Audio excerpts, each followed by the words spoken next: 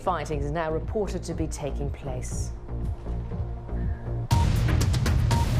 Well, let's stay with that story. The battle for the town of Kobane, very much a strategic town in the fight with Syria and Islamic State. I can discuss this now with Guney Yildiz, who's been writing about this extensively for the BBC online today. Now, you've been speaking to politicians in the town.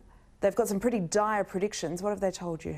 They told me I've spoken to one of the most senior Kurdish politicians there, who is the co-chair of Democratic Union Party. She told me that there will be massacres if ISIS is not stopped today. That ISIS have taken over a strategic hill nearby the city and have been shelling the city center from that town with the heavy weapons they have.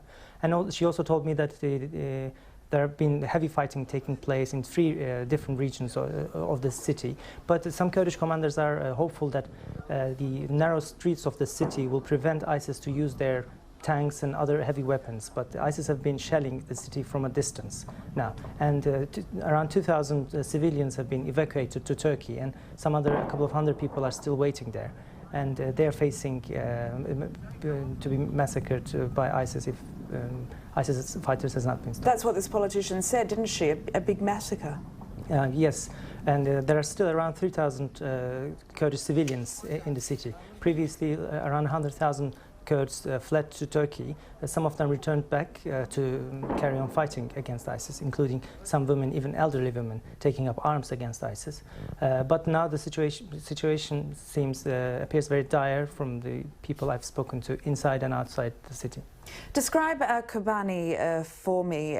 You mentioned that it's got narrow streets which could work to the advantage of the Kurds defending it. Yes, Kobane is surrounded by 2 IS strongholds to the east and west, and it faces Turkey in the north, and it lies 140 kilometers north of Raqqa, the heart of IS-controlled territory. And the IS cannot move their soldiers between these 2 strategic towns and from Raqqa without,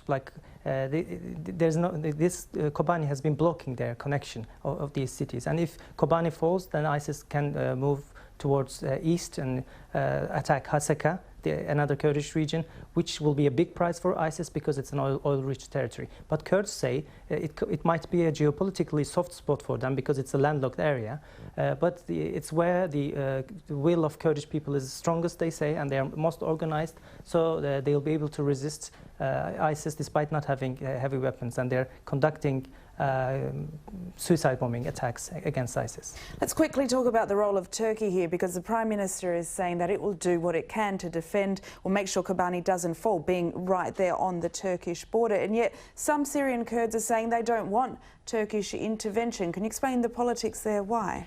Yes, Turkey's rule of engagement with Syrian crisis being so narrow, they haven't intervened at all until now, unless there's a mortar attack there. But when it comes to Syrian Kurds, the situation is extra complex, both because Turkey has its own problem with its own Kurds who've been fighting against Turkey for almost 3 decades, but they've been observing a ceasefire since 2013. But the situation is still unresolved, and some people in Turkey do not want to see Syrian Kurds having a strong ground so that they can help their brothers in Turkey.